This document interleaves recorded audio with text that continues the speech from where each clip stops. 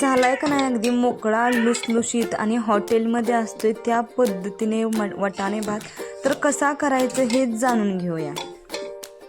तर चला याची रेसिपी पाहूया. बघा मी साहित्य काय घेतलेलं आहे. सोललेलं वाटाणा घेतलेला आहे, कांदा, बटाटा, टोमॅटो आणि हिरव्या मिरच्या आणि आलं लसणाची पेस्ट. तर बघा कांदा व्यवस्थितपणे तळून घ्यायचा, छानपैकी मस्त त्याला असा परतवून घ्यायचा. कांदा टोमॅटो सर्व घालून तळेपर्यंत भात म्हणजे तांदूळ भिजत ठेवायचे. कांदा तळू लागल्यानंतर याच्यामध्ये घालायचं टोमॅटो आणि बटाटा.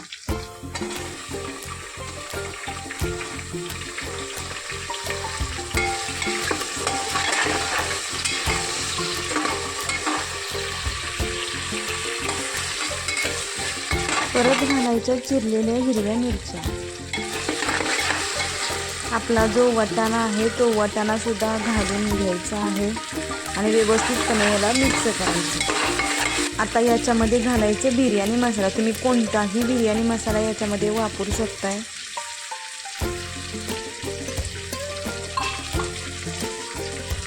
थोडंसं याच्यामध्ये तमालपत्री घातलेली आहे. व्यवस्थितपणे भाजून घेतल्यानंतर याच्यामध्ये भिजवलेले जे तांदूळ आहे ते तांदूळ घालून घ्यायचे आणि दुसरीकडे मी गॅसवर पाणी गरम करायला ठेवलं आहे.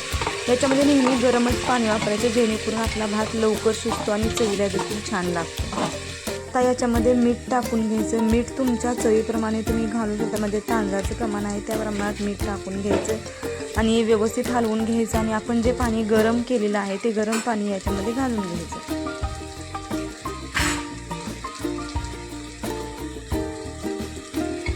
याच्यामध्ये लिंबाचा सुद्धा एक तुकडा टाकायचा आहे. जर तुम्हाला जास्त आवडत असेल तर टाका शकते, तर मी टाकाच म्हणणार कारण की मी लिंबू टाकल्यानंतर भाताला छान चव येते. आता गरम पाणी घालून घ्यायचं आणि व्यवस्थितपणे याला हलवून घ्यायचं. एक उकळी आली की कोथिंबीर टाकायची आणि कुकरचं झाकण बंद करून घ्यायचं. कुकरचं झाकण उघडून बघूया. 2 शिट्ट्या झाल्यानंतर मस्त खमंग आणि सुरेख असा आपला हा वाटाणे भात तयार आहे.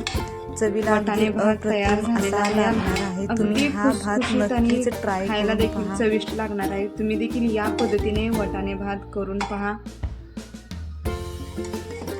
आणि मस्तपैकी सर्वांना सर्व करून द्या. सगळे आवडीने हा भात खातील. बिर्याणीला सुद्धा मागे टाकणारा असा आपला वाटाणे भात तयार आहे.